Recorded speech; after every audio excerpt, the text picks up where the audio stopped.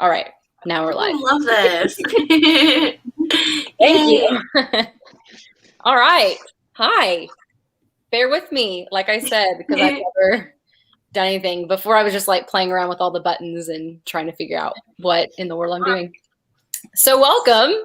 I thought this would be a really fun idea because I saw a group of booktubers do this not too long ago. And it's the first time I ever saw anything like it, because we see like reading sprints and like book shows, but I've never seen anyone get together and like complete a book tag together. And I just loved that idea. I'm sure it's been done before. It was just the first time I've seen it done. And so I thought it would be really fun to do. And I thought we could have a little theme to it because the summer months are coming. Maybe not for everyone because we're all from different places. So I'm in Oklahoma, so it does get very hot, very sunny, scorching. But I know in other places around the world, it's probably not as sunny and summery feel. But the summer months are coming, so that's why I wanted to do it. So yeah, the book tag I chose was a summer book tag. Did everyone prepared? Did anyone want to go into it surprised? Oh, I had to prepare. I prepared. Yeah. Prepared too. I feel like this is one of those that you have to. Anytime I do a book tag that has to do with like book recommendations, I prepare. But if it's like bookish type questions, I don't usually. I usually go off. So off the top of my head. Yeah. Well, how about we introduce ourselves? I'm Hallie. This is my channel from Let Hallie Read. And yeah, I talk about all genres on my channel, mostly a lot of classics, but a little bit of everything, really. I don't feel like I hone in on just one thing. So that's me. Yay. Okay, well, I'm Sarah from Lorraine Reads, and yeah, I just talk about a bunch of books and random books. That's all. I'm Chloe from Chloehamzireads, and I'm kind of the same, that like I sort of dabble in everything, but I mainly like thrillers and horror, that kind of genre. Hey everyone, I'm Steph from Steph's Bookish World. My channel, I also read absolutely everything. I will give anything a try. I do a lot of like TBRs and just like regular YouTube videos, basically. So. Hi, I'm Leah from Tea with Leah, and I also obviously talk about books, mostly fantasy, but recently I also got into contemporary and a lot of thrillers and a little bit of romance also. Awesome. You love to see it.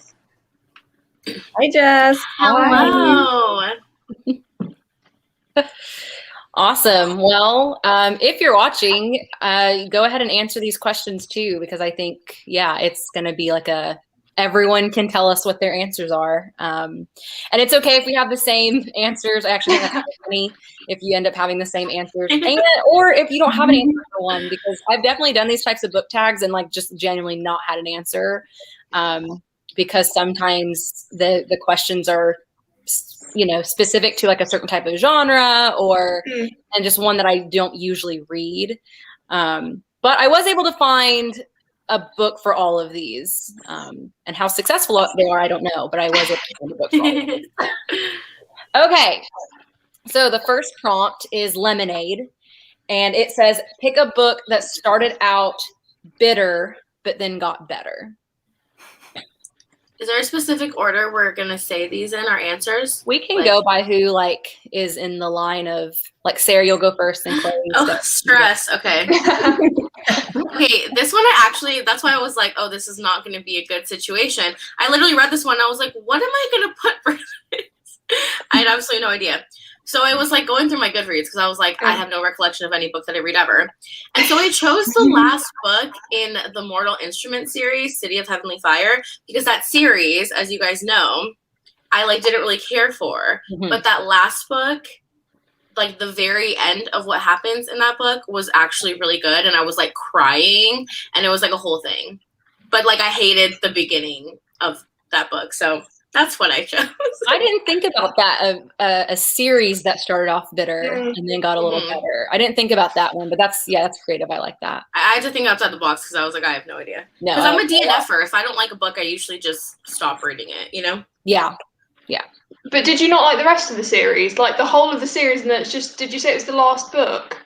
So it was one of those things where a majority of the characters I didn't care for, but like I really thought the plot was interesting. Oh, okay. Like the actual storyline. So that's why I kept reading them. And then I wanted to get to the later books in like the Shadowhunters because I know people said that it gets better, and it definitely does get better like as it goes on. But yeah, I was really just trying to stick it out. And then I was kind of like hate reading it. It was kind of fun. That sounds exactly like you. Yeah. All right, Chloe. See, again, I wasn't sure because just like Sarah, I forget like genuinely a month after I've read something. Like trying to do wrap-ups is the worst, especially when I'm behind. So I went through my Goodreads and I sort of found a book that I didn't remember enjoying, but that I'd given like a good rating. So I found Good Omens by Neil Gaiman and Terry Pratchett. I gave it 4 stars, but I remember sort of not liking it. And I think it was probably the beginning that I didn't enjoy that much. It was, I think, because I was used to reading like Coraline and the Graveyard book. I think it's called by Neil Gaiman. Mm-hmm. So I was like used to the sort of more middle grade, sort of childish books from him. And then sort of reading I don't know, it's a bit more adult, a bit more sort of like sarcastic humor kind of thing. So I think it was difficult to get into. And then eventually I must have enjoyed it because I gave it 4 stars. That's interesting. I really like Good Omens, but I've mostly read more of his adult stuff, so maybe that's the difference. Interesting. I've never read any Neil Gaiman. You should. Yeah. I mean, if you like middle grade, then go for like Coraline is a great one. Mm-hmm. I've heard good things about the Graveyard book as well. Yeah. That's good. Is Coraline also the one that got adapted as a movie? Yeah. Mm-hmm. Tim Burton did it, maybe? No, it was Henry Selick, but it's got a really Tim Burton-esque. Yeah, that's what I thought it was. Tim Burton. Like it feels like a Tim Burton movie. Yeah, it's terrifying for children. I don't see why that's the thing. Yeah, I watched it as a child and I had nightmares. Mm-hmm. Don't listen to the audiobook either because the narrator, they like sing this like creepy song and the narrator actually like sings it. So I was like, no. Ew, no. I watched it as an adult. I watched it last Halloween and I had nightmares. I was like, why is this a children's movie? All right, Steph. So for this one, just like my other 2 friends above me, I also forget pretty well everything that I read. So I picked something that was like semi-recent that I just read. And the only reason I picked it is because I remember in my wrap-up saying like this was going to be a 1-star book for me, and then it kind of like picked up a little bit in the like end portion. And that's I'll Give You the Sun by Jandy Nelson.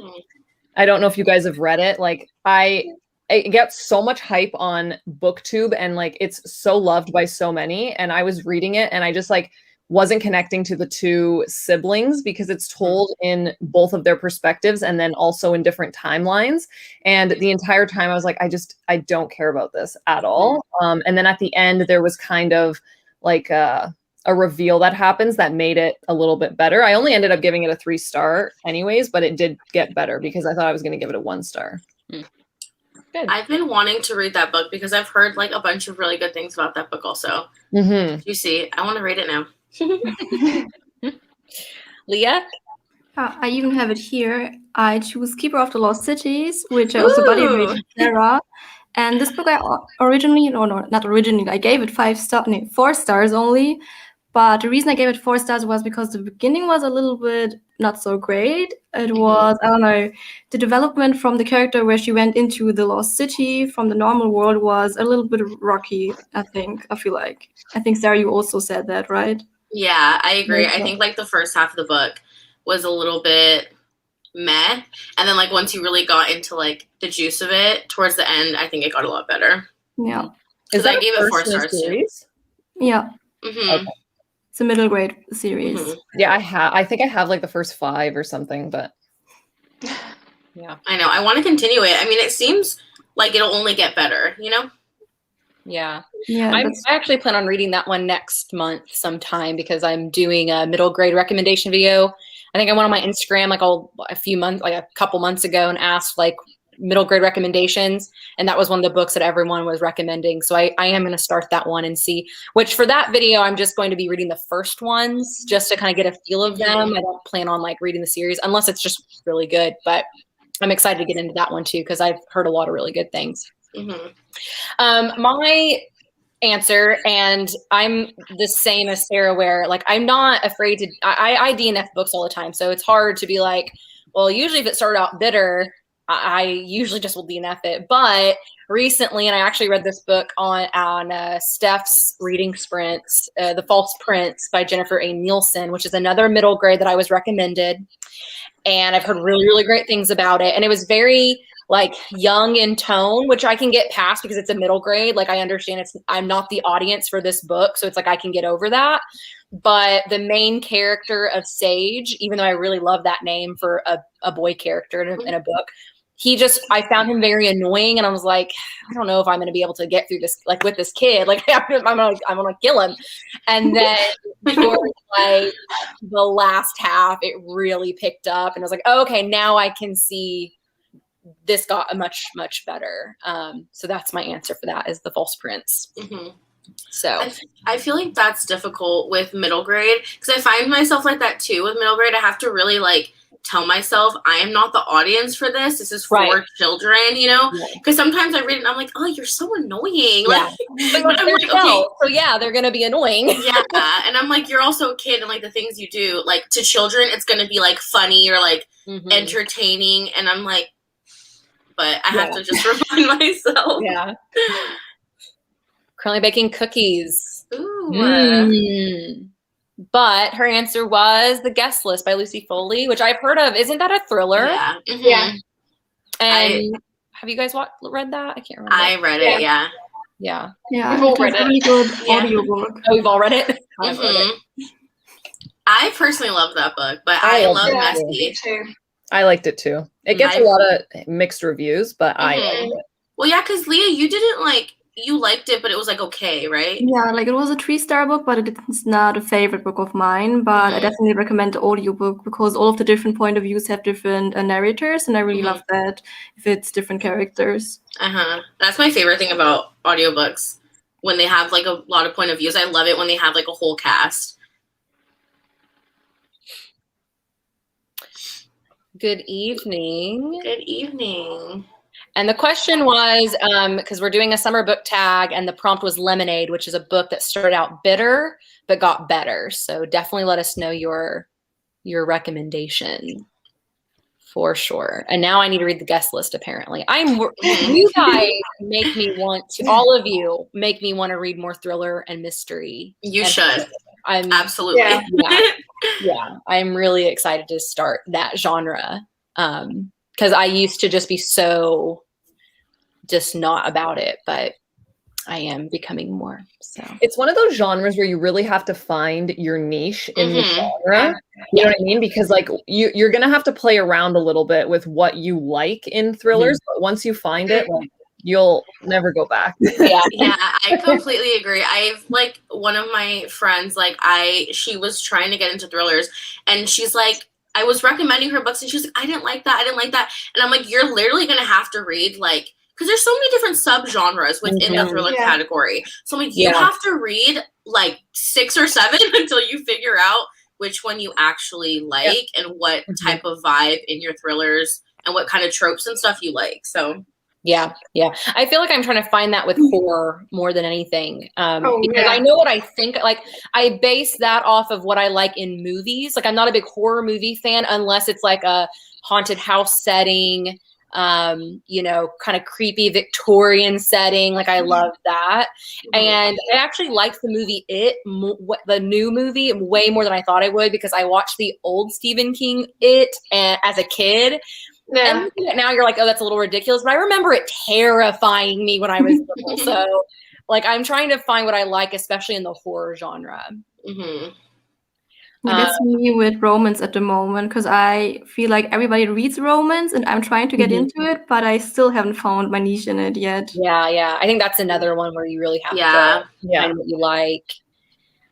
For sure. Railway Man by Eric Lomax. Never heard of that. I've never heard of that.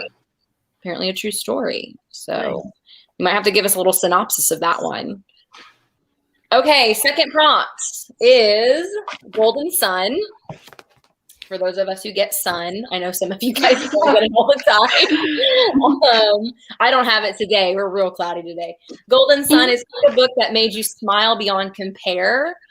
I have a feeling that maybe a couple of us will have the same answer on this one. I'm interested in seeing what we've got. But Sarah, you want to go first?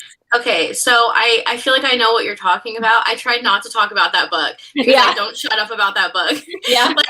I do like mention books that I've mentioned before, but I really tried not to because I just talk about the same things over and over again. I cannot do that either. But that one, yes.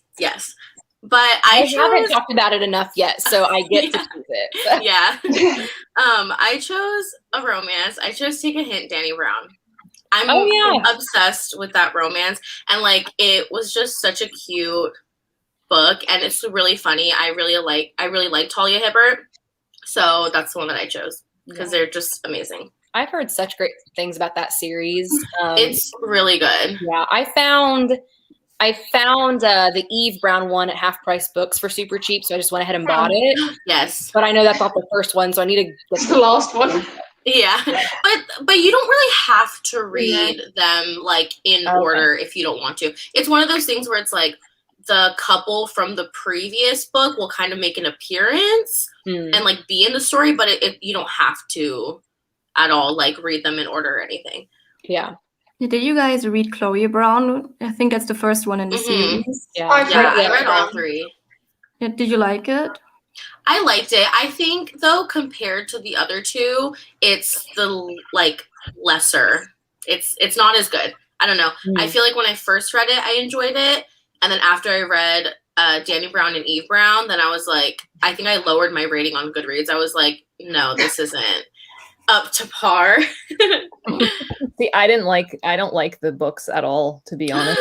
I know. I'm sorry. Unpopular opinion. Steph always has the most controversial book to me. Like unpopular opinion, but I will agree, Sarah, that one was my favorite. The one that you said, like Chloe Brown didn't care too much about, but Danny Brown was my favorite. And then I haven't read the third one, but like I'm just like, do I put myself through it? Like I don't feel know, like it doesn't work for me. What did you rate Danny Brown? Like what were your ratings? I think the first one was like a 2.5, and then I think Danny Brown was like a 3. I'll double check for you, but I feel like I personally think they get better. Like Danny Brown is my favorite just because I love like the couple and like the story of it, but like I think they do get better as they go on. And that's my opinion. I'm a Brown sister stan. I've heard a lot of people say that Eve Brown is better as a book, but Danny Brown is better as a character. I can see that, So that could be something. But Steph, do you usually read romance? No, I'm not a romance reader. Okay, so that could be that. I was also thinking it could maybe be difficult to get into for some like non-English people because it's very British. It's like very British banter. Oh, is it? I was gonna say one of my best friends, I told her to read it because I obviously love the series, and that's what she didn't like about it. She was like, I like don't get the humor, you know, like it's very British, but I love it. I love British humor. Yeah. We've got the best sense of humor. It's just everyone else that doesn't get it. Yeah, I mean, it's not their fault they don't get it. Yeah. More sophisticated sense of humor. Yeah. But yeah, that's true. That could also be why, Steph, because you're not really like a romance reader. No, that's exactly what it is. But yeah, I don't know. My ratings were switched on the two. So yeah, 2. Like I just switched it now. So 2.5 for Chloe Brown, and then 3 for Danny. Because I also gave Chloe Brown 2 stars, and it was like the first romance book I ever read after reading fantasy only. And I felt like when you come from fantasy and then read Chloe Brown, it just feels like there's no plot really. And I was like, okay, I don't get it. Yeah, I feel like that's also a thing. I feel like if you're not a romance reader, you have to like really be in the romance mood, or like because I mean it's the literal plot of all these stories. The main plot is like these people falling in love. So you're like, if you're like on a fantasy binge and then you read this, you're like, what is the point, you know? Yeah, and the awkward thing was I read Chloe Brown when I was on vacation with friends. So I was literally the whole time surrounded by friends, and I was like, this is weird a little bit now, reading these scenes. That's like when I was reading Court of Mist and Fury while I was getting my car, the oil changed, and I was like, I'm getting into some scene. Like, I'm gonna close this now. It's weird. Anyways, okay, Chloe, what is your answer? Right, so as you could probably guess, it's difficult to find a book that made me smile just because I don't read happy books a lot of the time. But one that I read for the Eliathon, which Steph, where is she? She's down there somewhere. Steph is a co-host for, so obviously I wanted to take part. And one of the books that I decided to get for that was The Love and Lies of Roxana Ali. And basically this is about a gay Muslim who obviously struggles with her religion and her sexuality, and she sort of gets caught kissing her girlfriend and gets sent to, I can't remember where it is, her family's from Bangladesh, I think. But she's got a grandma who is very Bangladeshi. You wouldn't expect her to sort of be supportive of her as a person, but she's been through so much crap that she's just the most supportive person ever. And she reminded me a lot of my granddad. So that made me smile. And the main character also has a really nice brother. So nice. Yeah, when you were explaining at the beginning, I was like, how is this going to make you smile? It doesn't sound very good. There was definitely a lot of like really serious, sad stuff. Mm-hmm. But it was also just, you know, when you've got characters that really shine through and really sort of make it worth reading. Yeah. Even if it is sad. Sure. I agree. Yeah. All right, Steph. So obviously the answer that we all are expecting was on my list, but I was like, let me think of something else because I feel like a couple people will say this book, so I skipped past that. And although I don't like romance, sometimes romance works for me, so I used The Unhoneymooners by Christina Lauren. Like, this book was so fun. Like, I listened to it on audio, and I think I listened to it in one day because I just had so much fun with it. Like, I couldn't stop smiling. I actually love the romance in this so much. Like, if you guys don't know, it's about two people that have to go on a honeymoon for the people that can't go on their honeymoon because they get food poisoning. And it's just so much fun. I love it. Enemies to lovers, excellence. Yeah, so good. So good. Good. 10 out of 10. Obsessed. If you guys haven't read that book, read that freaking book. That book is so good. So good. Okay. So I have a book here which is it made me laugh a lot because it was so ridiculous, because this book is Stormfront by Jim Butcher. I really enjoyed it, but it's also a book that came out 20 years ago, and I think it's a white male author who also writes a lot about how he sees women in these books. So you can guess it's a little bit cringy, but I read it as an audiobook with my boyfriend when we were going, and we were visiting my mom, and we were going on a road trip, and we listened to it, and it was just the best time ever because it was so ridiculous. That is so funny. It's so funny. Well, mine, I'm going to say the book we're thinking. I just now finished it for the very first time, and that is, of course, The House in the Cerulean Sea. So good. And I don't ever read heartwarming books, so I couldn't think of another one if I tried. So it made me smile. It was very, very heartwarming. The way it tackles prejudice and basically killing them with kindness and that whole thing. I think the biggest part I smiled at, I don't think this is a horrible spoiler, but when the kids go into the town for the first time and one of them is talking to the gardener, and I was like, oh my gosh, they're changing hearts and minds. And I'm like, oh my God. I literally had to put the book down. I was like, oh my gosh, that's so sweet. And I also think that Linus is such an interesting character. He's just such an interesting character. So yeah, House on the Cerulean Sea. Yeah, 10 out of 10. Yeah, I would love to see that. So good. Me too. That would be so colorful and just I would love it. And honestly, either a live action or an animated. I could see that being a good animated movie. Yeah. If Pixar got their hands on it, I would like that too. I could do that movie either way. Yeah, so good. I almost cried multiple times in it, but not even for like sad things. Yes. Yeah. Yes, she knows.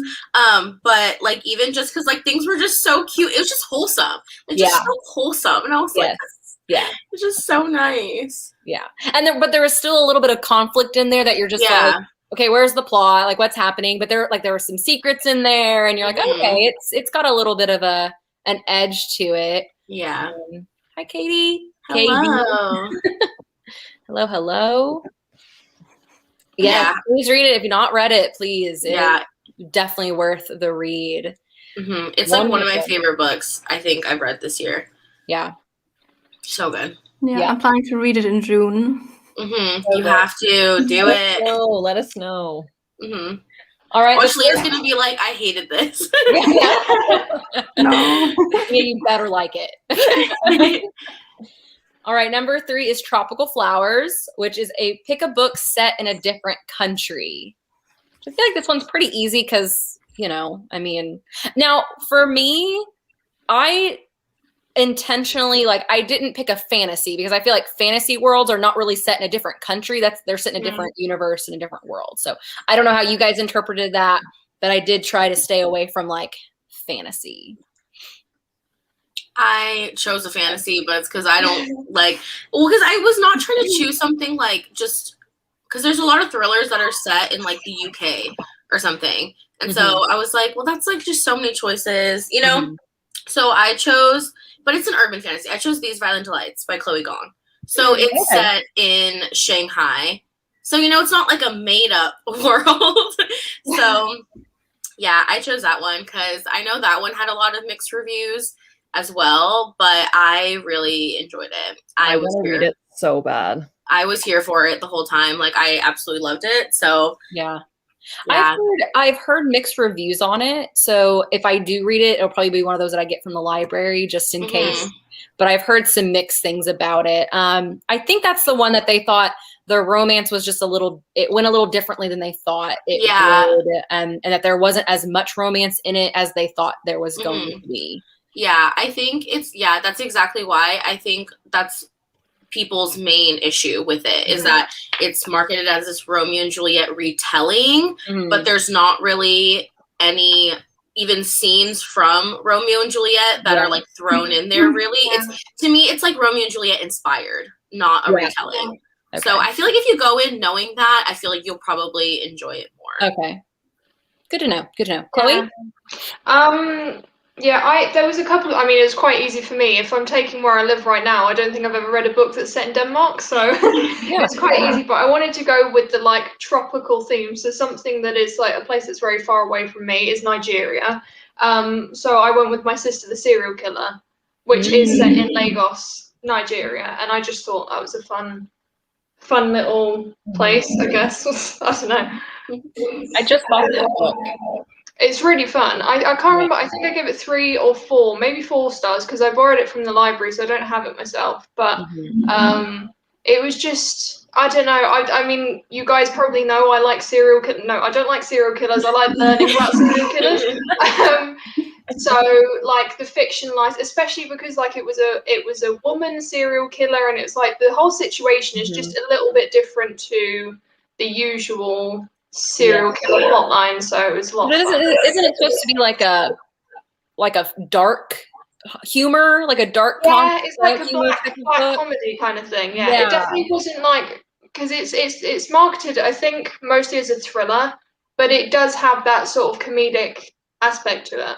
So, I want to read that as well. You should.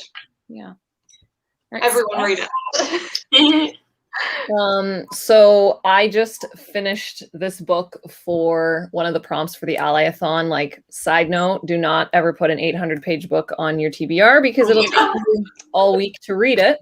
But I finished it and I absolutely loved this trilogy so much, and I just love the setting. And I have a third one, not the first one, but the Daevabad trilogy by S.A. Chakraborty. So it takes place in Cairo, but it also kind of they kind of move around. They do a bit of traveling as well. So I just thought that the whole setting of this entire trilogy was so good. What's that, Leah? Sorry, didn't you hear it? Because someone called me. Oh, When someone calls me, it always goes to my computer. I hate it. I'm like, Yeah. I don't know how to me too. disable It's that. so It's so annoying. Yeah, Steph, I really want to read that series though. I'm just nervous because I'm not a fantasy person, so like it scares me. But everyone says such like amazing things about that book series. Yeah. Honestly, like I'm also not a fantasy person. I don't comprehend concepts in fantasy. Like I'm exactly like that. But for some reason, even though I didn't know what was going on, I just wanted more of it. Like the way that S.A. Chakraborty like is able to make you visualize what's going on, like it was so good. Like I would give it a try, but just like know that each book gets longer and they're like 600, 700, and then 800 pages or something. So long, yeah. It's a lot, but like I think the payoff is worth it for sure. Is that the City of Brass book? Yes, sorry, Leah. So this is the third one in the David trilogy. I just read it for the readathon that I'm doing. And it takes place in Cairo, so yeah, it's really good. Have you read it, Leah? No, not yet, but I definitely plan to because everyone has read it basically by now. Yeah. All right, Leah. Yeah. So I picked Patron Saints of Nothing. This is a book that I read this month, and this book is basically about a teenager who discovers that his Filipino cousin June was murdered as part of President Duterte's war on drugs in the Philippines. So this is also set in the Philippines because he then travels to the Philippines to find out more about the murder that is going on there. And yeah, that's why I chose it because I thought it's quite tropical because the Philippines is very, very warm. And yeah, it was a good book. I gave it 5 stars. I think if you like The Hate You Give, you might also like this one because in a way it is kind of similar to it. I had seen that book at Barnes Noble, and I had never heard anyone talk about it, and it sounded interesting. I wanted to get it, but I was like, I'm gonna wait and see like what people say about this. I need to look it up. But yeah, I want to read that. Yeah, but I also gave it 5 stars because it definitely also felt for me like coming home since my mom is from the Philippines, and just reading about it really felt like I was there and I experienced some of it too. Yeah. I like anything set in like the UK, anywhere in the UK. So I could have picked a lot of different books. Yeah. I ended up picking Outlander. It's set in Scotland, and if you guys haven't read it, it's a time travel romance. The first 3 books are it's a very long series. The first 3 books are really, really good. It goes a little downhill after that, but to be honest, I think you could read the first 3 books and be very satisfied. And so I don't think it's like a waste of time to at least read those personally. And then Sarah, it has the smut that you like. Listen, 10 out of 10. It has all that. 10 out of 10. But yeah, that's the one that I chose. I almost chose City of Bones because I just read it and it's also set in Scotland. But I think Outlander does a little bit better job explaining and describing the landscape of Scotland more than City of Bones because City of Bones is middle grade. But I do like the way she kind of explains Edinburgh because that's really cool because that's definitely a place I want to go to. So yeah. I think I'm going to watch the TV show for sure because it's really good. One of my friends keeps bothering me because she says the main guy and it's really hot. She keeps sending me pictures. And I'm like, you're absolutely correct. He's very hot. So I'm like, say less. I'm watching it. Yeah. It's really good. They've done a good job of it. So she's talking about TJ Clunes, I'm assuming. Yes. I want to read his new book so bad, but I know I will be bawling like an absolute baby. It sounds so sad. Yeah, I saw the cover of it and it looks really, really beautiful. Yeah. I'm just excited to read more from him in general. I think he's a good writer. Yeah. This is my brother. Hello. Ban idiots, not guns. That's a great profile picture. Oh yeah. I'm from Texas, so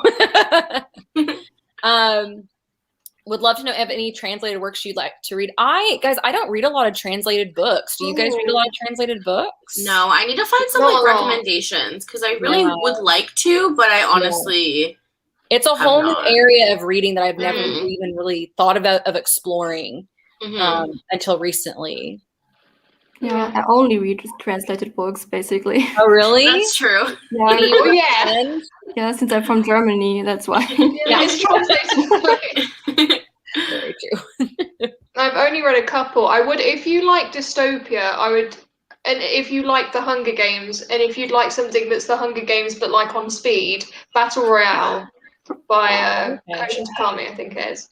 It's like I think it's marketed maybe as YA because it's like got young teenagers in, I think like 15-year-olds. But it's written in a much more adult way, and it's just like it's violent and it's gory and it's brutal, and it was so much fun. Nice. That sounds like a blast. Yeah.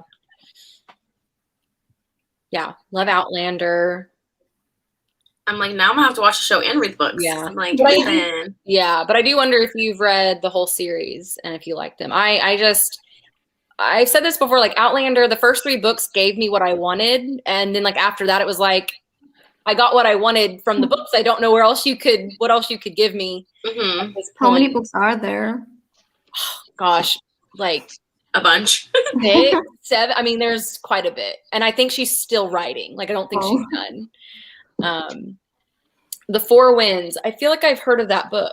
Oh, that's by Kristen Is Hanna, that I Kristen believe. Hanna? Yeah. Oh yeah. That's It's Kristen good. Hanna. I've I've never not read read- any Kristen Hanna. I haven't either. I have the Nightingale. Steph is like, I'm "Get on sorry." it." Get on it. Like I know I need to, but it's because like I don't know. It's because you know what, her covers are really boring. So like this is like the wheat, right? It's just like, and I'm like, Yeah. I'm sorry, but like I am gonna judge the book by its cover. I don't want to read a book that has wheat on the cover. Like I don't. Oh my God, Sarah. I will say the Four Winds is my least favorite. So I've read I've read the Nightingale, I've read The Great Alone, and then I've read the Four Winds. That one's my least favorite, but like still like good books. Which one's your favorite? I'll read your favorite. Ugh. It depends. Like it. It took too long not reading it. Just kidding. It's a toss up, right? Because one's like a World War II story, and then one's set in Alaska. So like, what do you like better? You know, I'll do the Alaskan one. Yeah, The Great Alone. Okay, I'll read that. I bought the Nightingale because I found it at a really small used bookstore, super cheap. So I was like, okay, I'm gonna go ahead and buy it. But I do want to read more of her. And in regards to Outlander, I only read the first book. I mean, yeah, the first book is probably the best book of all of them. Okay, our next prompt. We just did. Which one did we just do? Tropical flowers. Okay, Tree Shade. Tree Shade, which is pick a book where a mysterious or shady character is introduced. So we'll wait for Steph. She's Sorry. grabbing. So for this one, I chose You by Caroline Kepnes. Just because. Did you choose that? No, but that's great. But I have a backup. Because I knew. But yeah, I chose You because literally every single person in this book is shady and a psycho, and they're all terrible. So that's why I chose that one. That's like That's a big very spoiler juicy. for the whole thing. Every single person that you read about ends up being shady. So if you haven't read it Well, no, already, it's not spoilery at all because when you meet everyone, you're like, Yeah, to be like fair, it's us. Yeah.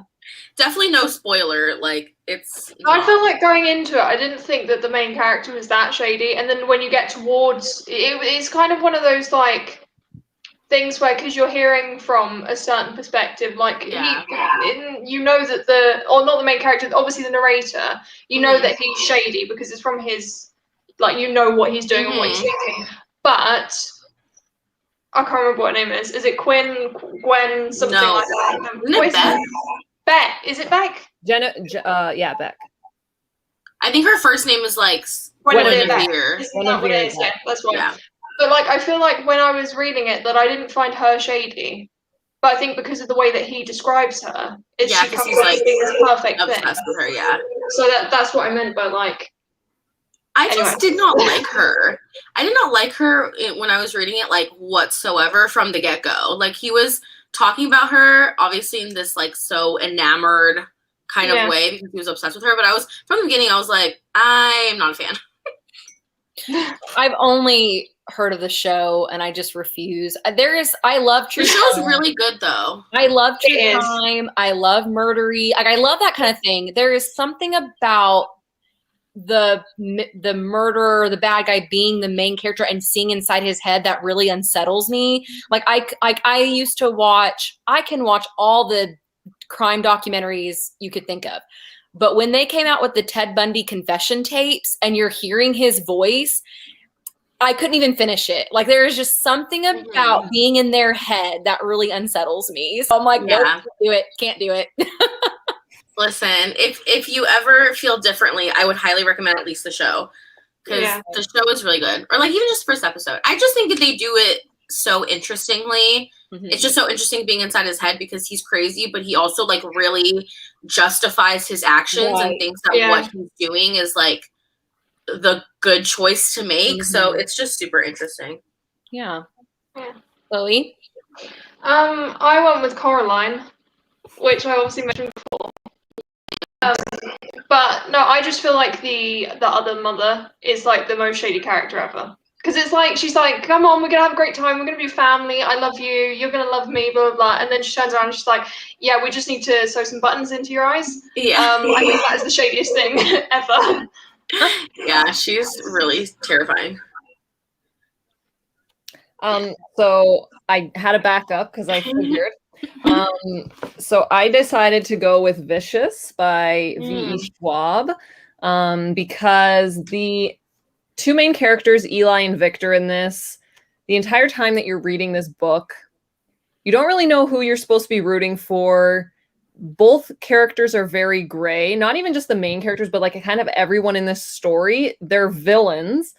And you're like, I'm supposed to be rooting for the good guy, but there's not really a good guy to root for. So I just find that all the characters are shady. You don't know who you like, but like, if you haven't read this, I love this. My favorite Schwab book for sure. Okay. I really want to read. I have that book. I literally bought it at a used bookstore because everyone talks about how much they love it, and I really need to read it. Yeah. Have you read the sequel to Vicious? No, I really want to. I have it. I have both of them, and I really want to. Have you? No, I only read the first one so far, but it's also my favorite one from V.E. Schwab so far. Ooh, we should maybe read the second one then. Really, I heard there's a character that gets introduced in the second one that like a lot of people really love.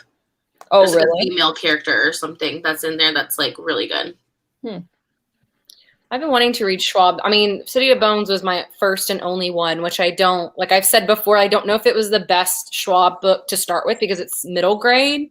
And I liked it, but I wasn't like wowed by it. There was like some things I really didn't like about it. And so I plan on getting more into, I just bought her Shades of Magic trilogy. So I'm excited to get into that one. And then I have Addie LaRue, of course. And so I'm really excited to get into it. But I might actually end up having to read Vicious first. That might have to be my first Schwab one. Yeah. So good.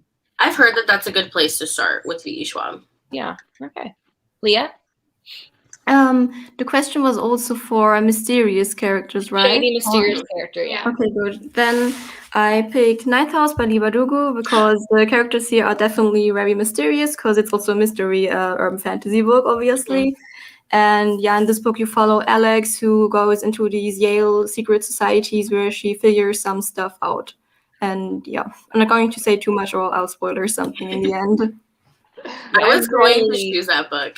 Yeah. I was in between you and Ninth House. So either way, I would have matched with one of you guys. I'm really excited to read that one. Yeah, this was also my favorite book from last year. I really liked it.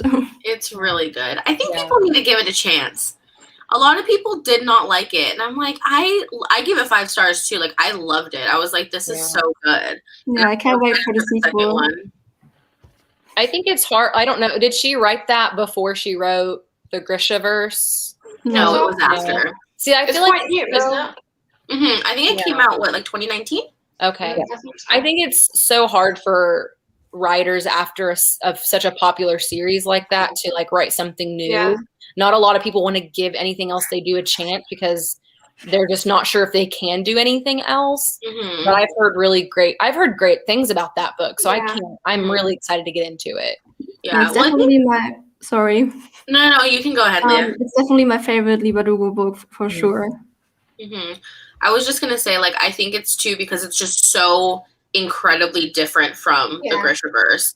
And that's why people are used to one type of thing. Also, this is like an adult dark academia fantasy, which is like entirely different from like Shadow and Bone and all of that. So Yeah. Yeah. but that's the only project I will read, to be honest. I have no intentions of reading the Grishaverse book. So Yeah. What I really love about Ninth House is the main character, because she's just so real in a way, because she has a lot of struggle that she goes through, and she's not like Alina in Shadow and Bone, where she's just your generic YA typical girl. I agree. Yeah. I had a hard time with this one because I really couldn't think of anybody. Because most of the characters, like, I don't know, they're not mysterious the whole time. I don't know. I had a hard time with this one. I ended up picking Legendborn because Selwyn is pretty kind of shady and mysterious for the good portion of that book. You don't really know where he stands. You're not really sure who, like, what he's doing, what his motives are. And then, of course, we have, like, the main villainous characters, which you kind of see that coming. You're like, okay, that doesn't shock me. But they still are pretty sketchy and shady throughout. And there are some characters that I thought were going to be shadier than they were. And so, yeah, I just feel like that book has a lot of shady characters in it, even if you do find out that they're actually not that bad. So I agree. I did not like Cell in the beginning. I was like, you're bugging. You're bugging. I was like, get a life, dude. Yeah, much better. All right, number 5, it is Beach Sand. Oh wait, I think we had a answer for that one. Lock and Key series. Okay, so that's a Netflix show, right? Yeah, is this a Netflix show too? Yeah, it's a book. A graphic novel, I think. Oh, okay, I was gonna say, I didn't know that was a book. Yeah, I just saw the series. My mom watched it. She thought it was pretty cool. But now that I know that it's a graphic novel, I really want to check it out now. I know. I really want to start reading more graphic novels, so I will definitely have to check that out. Vengeful. Is Vengeful the sequel to this? Okay. I'm assuming. Nice. Okay. So number 5 is Beach Sand, and it is pick a book that was grainy and the plot barely developed. So for this one, I chose A Little Something Different by Sandy Hall. It's like this YA romance. I read it, I think, in March. I read it a couple months ago, but it was really bad. I gave it 2 stars. It was stupid and pointless. It's literally just a story about like these 2 kids who, you know, fall in love. It's a little romance, but it's told in the perspective of like a bunch of different people around them. So like it's told from like their teacher, and then the perspective of like the Chinese delivery guy, like the Chinese food delivery guy, because like it's just like these random people who like interact with them, and it would have been good, but it was literally like the most pointless thing ever, and it was just really annoying. Like nothing happened. It was like it was, there was no development. It was just really bad. So yeah. And the only reason I finished it was because the audiobook was only like 6 hours and I read on like 2 times speed. So I was like, I'll get through this. But if I was reading it physically, I would have for sure DNF'd it. Chloe?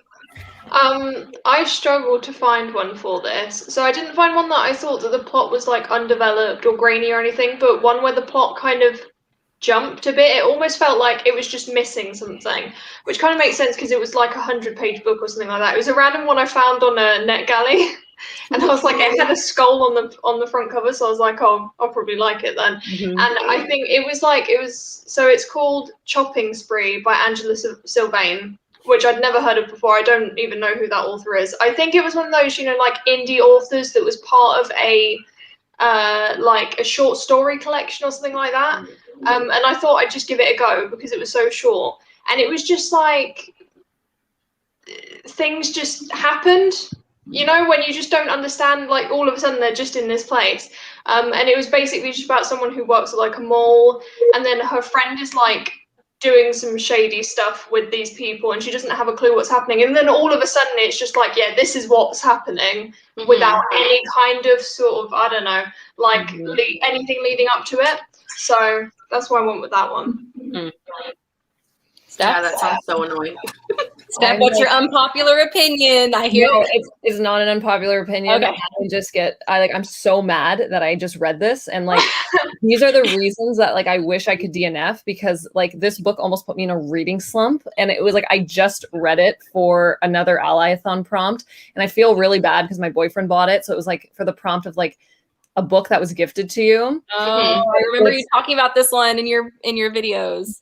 Like I am going to like if it wasn't gifted to me, I would burn this book. Like literally 1 star. Like I don't even want to give it a 1 star. Like there was not only was there not a plot, but like the author was making like negative references to like the gay community and just like being gay in general, where it didn't do anything for the story. Like there was no purpose to it, right? Like if there was going to be like a lesson or something at the end, then I would be like, okay, I can maybe understand that. But like there was no purpose to any of the comments that he was making. And like, the plot was like, I just honestly, I want to take this book and never look at it again. Like I saw you mention this book in a couple of your videos because I know that your boyfriend got it for you because he wanted to see if he could pick out books for you. Yeah. So is the verdict that like he can't, tell him never again?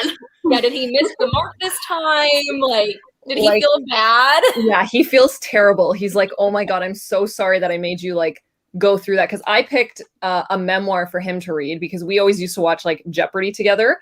So I picked the Alex Trebek memoir, and he like he had a memoir. 10 out of 10. Yes, 10 out of 10. Like listen to the audiobook because it's narrated by Ken Jennings and Alex Trebek. So like so good.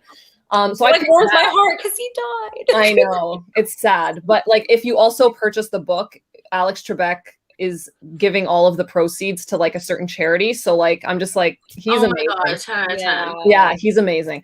But anyway, so like he felt so bad because he's like, you gave me this like 5 out of 5 book, and I give you like something that you just hate that like I just don't even want to talk about anymore. Oh no. It was just there's a lot of like gang rape culture in there as well. It like for no reason. Like no reason. So like big yikes. We are not talking about him anymore. Yeah. Tell your boyfriend, be like, babe, next time check Goodreads, please. Yeah. Do some research. Do some research before you buy me something. I hate when there's that kind of stuff in a book with no purpose. Like it's not that I don't like. I think that type of material can be in a book if you do it correctly and if you do it with a purpose, like you said. But it's just in there to be in there, like. I don't know. Like, so what, you're trying to tell me that this main character is just like, that's their personality trait? Yeah. Just being homophobic? Like, for what? Exactly. Yeah. It was not needed. What a terrible experience. I'm so sorry for you. No, we finished it, and we don't have to think about him ever again. So. All right, Leah. This is maybe an unpopular opinion because I have the German version here, and I picked The Night Circus. I gave this book 1 star, but I don't think it is like a 1-star book. I think it's actually a good book because Erin Morgenstern can write really, really good. Mm-hmm. But the problem was that I thought that this book was about 2 magicians who fight a magical battle, but it is more about this circus, which is magical and whimsical, and it is more about the feeling of the people when they visit this circus. And the magical battle is like really low-key and just in the background. You don't even really notice it that much. So that's why I only gave it 1 star, because I think the synopsis of this book is really, really misleading. Mm-hmm. Mm-hmm. I hate it when that happens. Like, I hate it when a book is, like, marketed as something and it's completely different. Mm-hmm. And you're like, well, if I knew what this actually was about, I wouldn't have read it. Yeah. No. I don't like that either. I agree with The Night Circus. I remember commenting on one of your videos, Leah, and saying like I didn't like it either, and the exact same reasons, right? Like the book is really well written, actually. Like Erin Morgenstern is like a very like magical writer, but like I was just expecting something that I didn't get. Mm.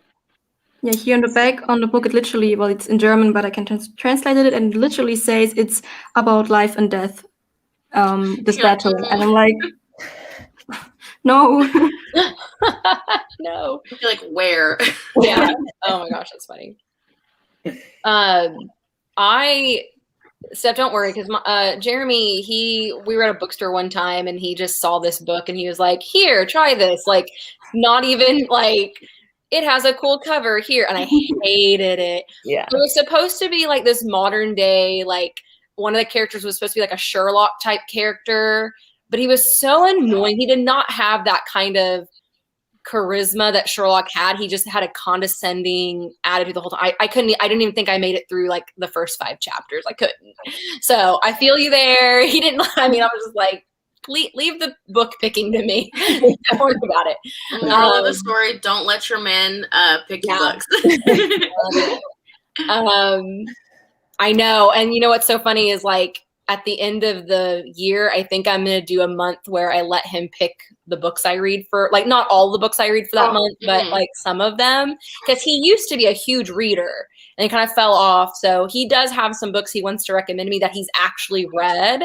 So we'll see how that goes. But I'm going to pick a book that it was just like the first book that popped into my mind that I DNF'd, and it's The Goldfinch by Donna Tartt. It's a huge book for one, and it's like overwritten. It's a really cool concept, and it started out really strong. And then it gets to the middle, and like this kid has to move to like Vegas in the desert somewhere, and that's where like the good majority of the book stays. And I'm like, why are we still here in Vegas? Like what's happening? And he's like building this friendship with this guy, but it's just taking forever. They ended up DNFing it, and because it was just so long. It was, I guess it's more overwritten than grainy and underdeveloped. Like it's just more like it's too developed. You're doing too much now.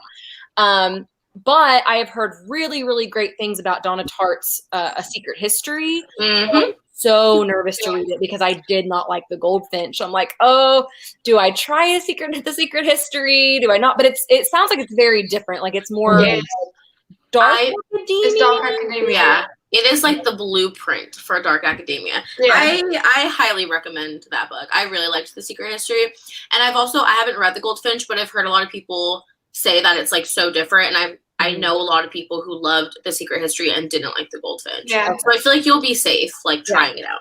Okay. Feel better about that then. All right. Unpopular opinion coming. Where the Crawdads Sing. I haven't read that. I've heard that people either really love it or don't like it at all. So I've heard mixed things about Where the Crawdads I can see where Jess is coming from with that. Yeah. I wasn't a huge fan. I was expecting so much more than what I got. And then we also have Sharp Objects. My heart. I'm upset. I'm upset about that. I'm upset about that too, Jess. I love Sharp Objects. I think is my favorite Gillian Flynn book. Really? I love Sharp Objects. But I think it's only because Gone Girl, I saw the movie prior to reading the book. So I think if I would have loved Gone Girl a lot more if I would have gone in and been like completely surprised. Yeah. So that's definitely why. I read Gone Girl before I watched the movie, and it was the kind of thing where like reading the book I really enjoyed it. I think I gave it 5 stars. And then I could watch the film afterwards, even though I'd already read the book. Like I enjoyed the film just as much, despite the fact that I think if I had have gone the other way around, it's just there's something about when you, especially like a thriller, when you know all of the plot points and then you read it, it's just completely different to reading it and then knowing the plot points for the film. Yeah. I also read Gone Girl before the movie, and I loved it. Because I didn't see that coming. Like I did not see it coming. And that's what I love in a good thriller is you've gotta shock me. Like, and that did. Yeah. It came out of nowhere. Yeah. And just the hatred I had for that woman. Oh my gosh. And then the movie came out, and Rosamund Pike is the one that plays her. But the only other thing I've seen Rosamund Pike in is Pride and Prejudice, and she plays Sweet Jane Bennett. She's so sweet. So to watch her play the exact opposite of that character. Like, I'm having like a fever dream or something. Like what's going on? And then I did not read Sharp Objects, but I watched most of the series, and it was pretty like crazy. Like I did like that. Yeah, I feel like Sharp Objects, I just liked it because I felt very unsettled while reading it. Like it was a very unsettling book for me, and I enjoy being unsettled when I'm reading like thrillers and stuff like that. Yeah, like I like having what they're supposed to do. Visceral reaction. Yeah, and that's how I felt reading that. So that's why I was like, And then the little twist at the end too, I didn't expect that. So I really enjoyed it. Yeah. I did not end up, I don't know why I did not end up finishing the series for some reason. I think I just got busy doing other things. So I went ahead and just read what happened. Just kind of get it over with. And so, yeah. So then okay, this is what I do with actors all the time. So the girl that plays the psycho girl in Sharp Objects also played the sweet Beth March in Little Women, and I'm like, but she's a psychotic criminal in the world. So yeah, I have a really hard time disassociating actors. If I see them in one type of role and then I see them in something so dramatically different, it's just so hard for me to like see them as anything else. That's so funny. I need to get over that, but it was really difficult because like, yeah, it was so difficult. Okay. Number 6 is Green Grass, which is pick a character or characters, multiple, that was full of life, making you smile. So for this one, because like I said, this is a Talia Hibbert stan account, so I chose actor A.G. Brown. Because in this book, it's like that trope of like sunshine and like grump or whatever. So Eve Brown is a very like lively, very happy, optimistic kind of character, and she's just so wholesome and cute. So that's why I chose her. Because yeah, I also feel like I was looking through everything and I was like, I don't really read any books with like really happy, wholesome characters. Yeah, so that's really all I could think of, to be honest. Chloe? I went with Amy from Little Women. Just because, like, I think it's that whole, like, youngest sister. It's mainly when she's a kid, because when she gets older, she sort of loses the excitement a little bit with the whole, like, you know, if you've read it, you sort of know what happens in her life and stuff like that. But as a kid, she reminds me a lot of my sister.